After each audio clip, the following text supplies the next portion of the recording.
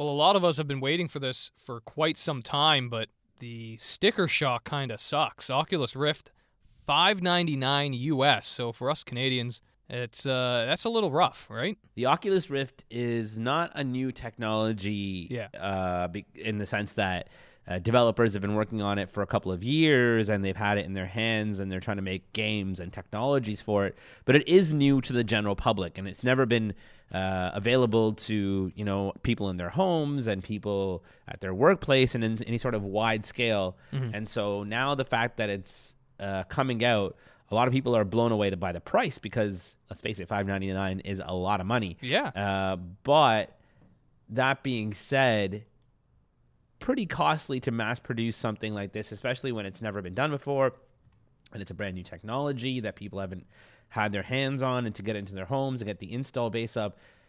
It is a costly thing to do that. Then it's up to you to decide whether you want to pay it. Am I going to pay that much for it? No. Am I going to pay that much for it early on? Definitely not. I said on our most recent episode of Got Game that I want an Oculus and I plan to get one, and I plan to get one sooner than later. Mm-hmm. I didn't want to really wait a year or two to get one, but I also didn't think I was going to get one on opening day. This price point may make me wait a little longer, I'll be honest with you, because it is a little steep, and it's a lot to ask somebody to pay for just the unit, because you remember that then you got to either use it with your Xbox or with your PC or whatever. I mean, this is just the unit by itself that you have to add on in addition to something else to make it work.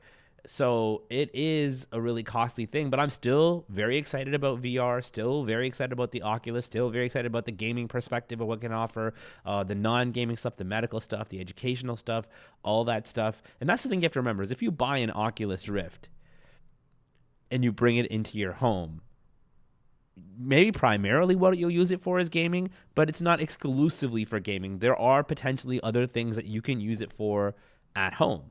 Maybe to learn stuff, to use educational stuff, to use it in conjunction with, stuff that you do on the internet. We're just getting started with this thing, so it's still all kind of brand new as to what people can do and what they can accomplish with their hands on it. So I think we have to see the way the story plays out. Palmer Luckey himself said that he mishandled the message of the way the price point was going out.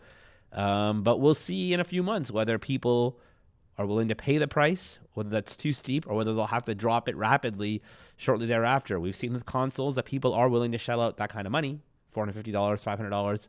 This is a little bit more than that, but it's not that much more that it's completely unprecedented. So let's see what happens. I think people need to calm down about the pricing. $599 I don't think is horrible for an Oculus Rift, for a brand new piece of technology that is not on the market right now. This is the very first. This is the first of its kind.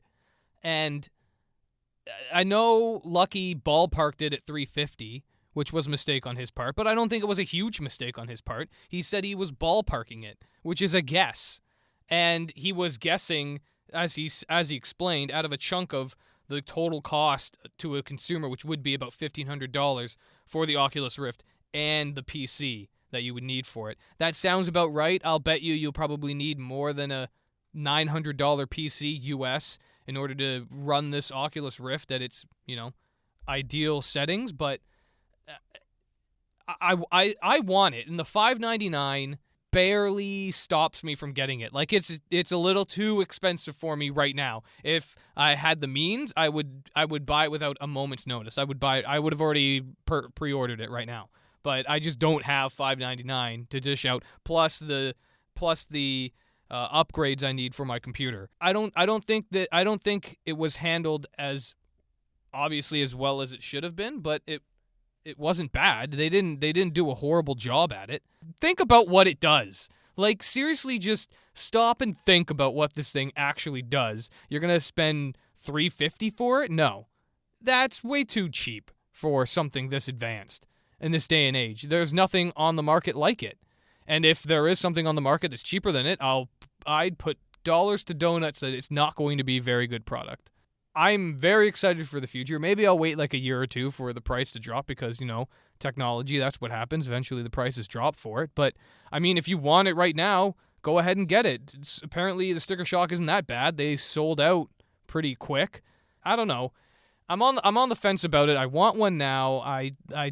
The price is a little pricey for me, but I expected it to be pricey. It's not like I'm expecting this new piece of technology to be extremely cheap that I can afford and plug into my PC right away and start experiencing 3D. This isn't going to be cheap.